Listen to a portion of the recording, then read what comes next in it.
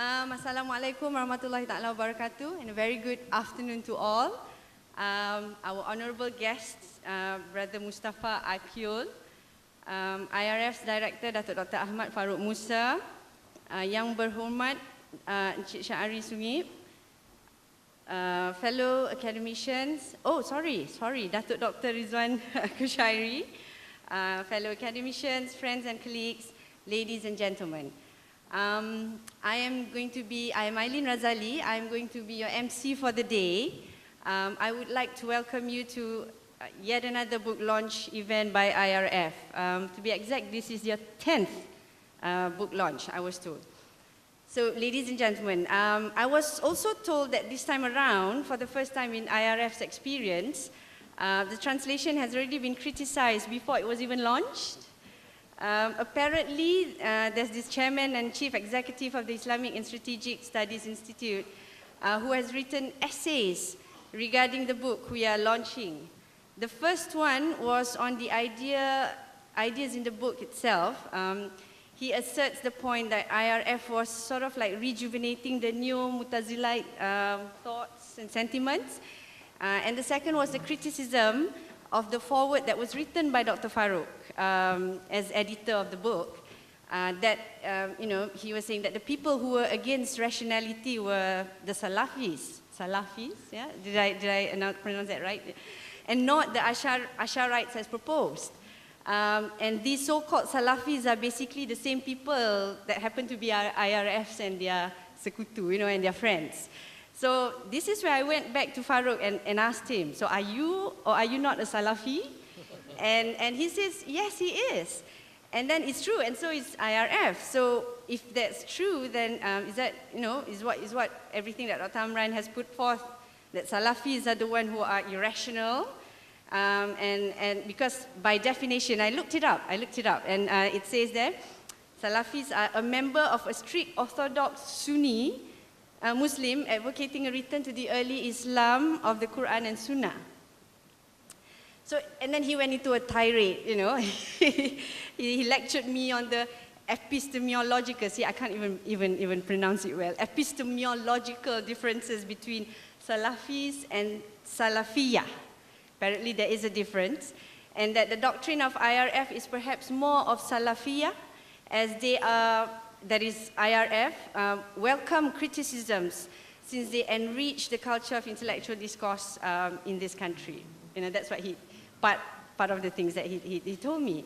So, but he's going to be here and he's going to be talking to us, so we'll listen to him later. So let us look briefly at this book of Closing of the Muslim Mind by E. Riley. The main idea that was proposed by this book was that it's this whole anti-philosophical doctrine of the Asharites was the main cause of the decline of the Islamic thought and Islamic civilization. And in fact, and it was a fact back then that Islamic civilization was at their zenith during the reign of the Mutazilites. So the reign of the Mutazilite was during this Abbasid Caliphate in the 8th century, which saw the rise of algebra, astronomy, medicine, literature, and even agricultural technology. Advances which are still considered to be ahead of its time then. The book hinted noted that these advances did not emerge on its own, but were born in conversation with knowledge inherited from the Greek, Romans, the Persian, Chinese, and the Indian civilizations. And the culture of exploration and experimentation can also be found in the novel ideas about religion, which was also flourishing then.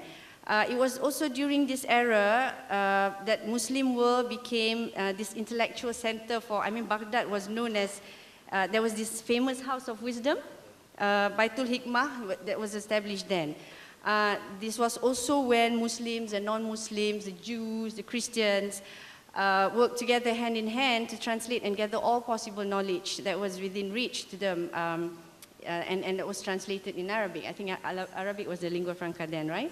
So the book later implied that the underlying basis of this intellectual culture at that time was made possible by the Mutazilite school of rational theology.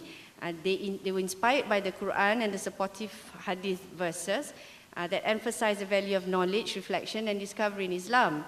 And they also consider that the ink of a scholar is holier than the blood of the martyr. That's Farouk's but the long and short of it is that now, unfortunately, philosophy is considered as an enemy, even a dirty word in mainstream Islam. Any ideas originating from the West are viewed with skepticism, suspicion, and contempt even. Yeah? So this is the problem we are facing nowadays.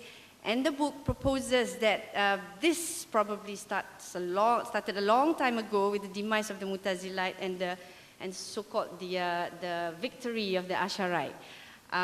We'll have the panel to talk about this. Yeah? I'm not going to go further into that anymore. I shall leave it to our esteemed guests to discuss further on the subject. And as part of my MC duties, I am supposed to share some bits and bobs about our esteemed panelists. I shall start with Mustafa Aykul. He is this Turkish journalist and author who had studied political science and history at this Boğaziçi University. Mustafa. He's authored several highly critical books. The latest being this Islamic Jesus, How the King of the Jews Became a Prophet of the Muslim. The book has received praises from everywhere, National Catholic Reporter among others. And when I asked him, because I've read the book on Jesus by a Muslim, by Reza Aslan, and I said, how is this different from his book? How is your book different from his book? And he said, there's nothing Islamic about Reza Aslan's book, whereas this is more on the effects that Jews have on Islam. Isn't that what you said last night? And vice versa, the views of Muslim on Jesus. He has written Mustafa has written extensively as guest writers almost everywhere, The Times being one of them, and has appeared on TED Talks and BBC Hard Talk and Farid Zakaria's CNN GPS. And since 2017, this year, Mr. Akyol is a senior visiting fellow of the Freedom Project at Wesley College in Massachusetts, USA.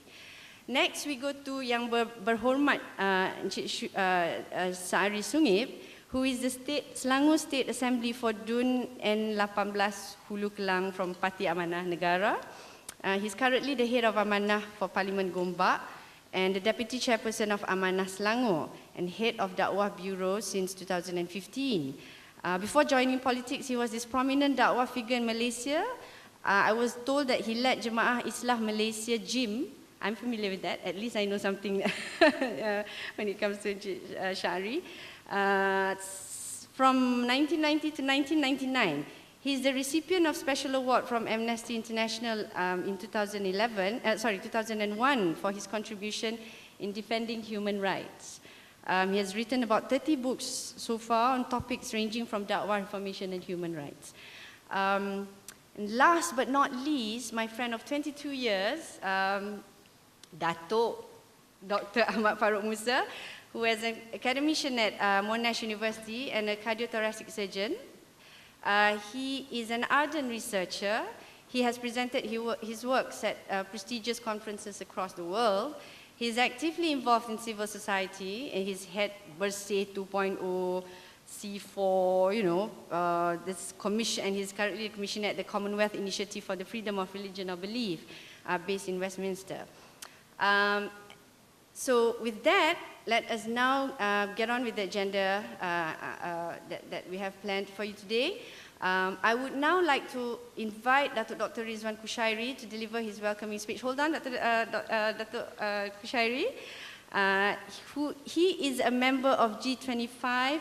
He's had this impressive career, but I don't think he believes in retiring, for he is also now, still holding posts, apparently, and lecturing away, and he's heading societies, and he is the Deputy Secretary General of UN Association in Malaysia. And he has a bachelor in Russian language. So I suppose he is fluent in Russia, and he has had, I think one of his last posting was in Uzbekistan. So without further delay, I will now pass the floor to Dr. Rizwan for his welcoming speech. Assalamualaikum warahmatullahi wabarakatuh. Well, I am here as Rizwan and not from G25. To our esteemed guest, Brother Dr. Mustafa Agyol, who came all the way from the United States, Dr. Ahmad Farooq Musa, YB Shari Sungip, Dr. Eileen Razali, friends, colleagues, ladies and gentlemen. We are very happy to welcome all of you today to the book launch of the translation of The Closing of the Muslim Mind. It has taken great courage to translate this thought-provoking book into the Malay language for our Malaysian audience. I should start by saying that the realm of reform and renewal that is promoted among the intelligentsia and the general Muslims requires some injection of ideas and criticism. We need to be exposed to the discourse and commentaries on Islamic thought, of theology, cultural, political, and economic issues from whichever relevant angle. This translation of The Closing of the Muslim Mind by Robert R. Riley, I believe, is one of them.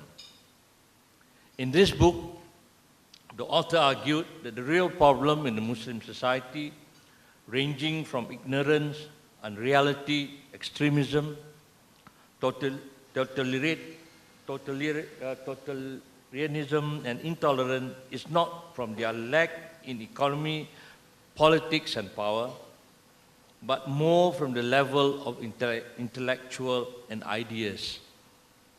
To tackle this, we must address the problem at its root cause, not just only at the surface. The problem of Muslim mind that produced the doctrine of Islamism and breeds some sort of religious extremism and terrorism is the underlying understanding of the reality which is hostile to its philosophy and rationality, a product of a long process of intellectual suicide that had happened years ago. Here, Riley investigated some fundamental issues on why Muslims, especially Sunni Islam, tend to discuss rationality and seem to live in unreality. The Closing of the Muslim Mind, as suggested from the book's title, have more to do with the establishment of one particular theological school that calcified amongst almost all prior schools into one coherent and dominant Sunni Islam thought, the Ash'arism. Many Muslim reformers since then seek to open the door of ijtihad or independent reasoning. This translated book is an example, a view from the outside, which attempts to elucidate a phenomenon that has shackled us, the closing of the mind. Agree or not, we should read it first, reflect, and be critical to what has been offered by the author of this book. Of course, by the IRF as the translators. If there was some truth, we must welcome and move to find a way out of this debilitating situation. But if the view was, in our perception, misleading, we should then offer a better answer through a counter discourse. This is what is needed out of us, and I believe we should try our best to be objective and unemotional. Thank you very much.